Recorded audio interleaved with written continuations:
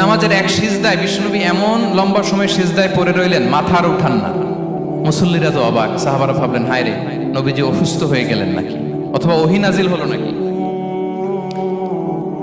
নামাজ শেষে সাহাবারা জিজ্ঞেস করলেন, ইয়া রাসূলুল্লাহ, আপনি কি অসুস্থ হয়েছেন নাকি ওহী নাজিল হচ্ছিল? এত লম্বা সিজদা দিতে তো কখন দেখি নাই।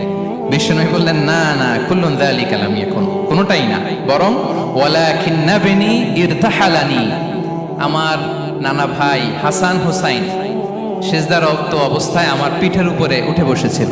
ফাকারিহতু আন উআজ্জিলাহু হাত্তা ইয়াকদিয়া হাজাতা, আমি উঠে গেলে তাদের ডিস্টার্ব হবে, এজন্য সিজদায় পড়েছিলাম। যতক্ষণ তাদের পিঠে উঠে খেলতে মনে চেয়েছে তারা খেলেছে, তারা নেমেছে, তারপরে সিজদা থেকে মাথা উঁচু করে দাঁড়িয়েছি।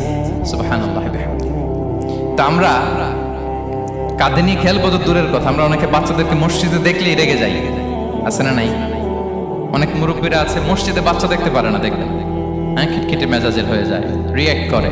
আলহামদুলিল্লাহ গত অনেক বছর ধরে বাংলাদেশে এটা নিয়ে আমরা কন্টিনিউয়াসলি বলেছি যে না, শিশুদেরকে আপনারা মসজিদে আসলে ধমক দিবেন না, ভুল করলে, আওয়াজ করলে, চিৎকার করলে তাদেরকে বকা দেওয়া যাবে? বলেন। আজকে যদিও বকা খেয়ে মসজিদ থেকে ফিরে যায়, আর কোনোদিন মসজিদের দিকে পা বাড়াবে? ও যাবে ক্লাবে, হ্যাঁ, ও যাবে গানের কনসার্টে, আর ফেরাতে পারবেন মসজিদে? আর আসবে না। খবরদার, আপনার একটা ধমকের কারণে মসজিদমুখী কোনো শিশু যেন অন্যদিকে না যায়। বুঝাবেন যে আব্বু, এটা আমাদের ইবাদত গাহ, পবিত্র জায়গা, কিন্তু দুষ্টামি করতে হয় না, আওয়াজ করতে হয় না, আল্লাহ তোমাকে অনেক গুনাহ দিবে।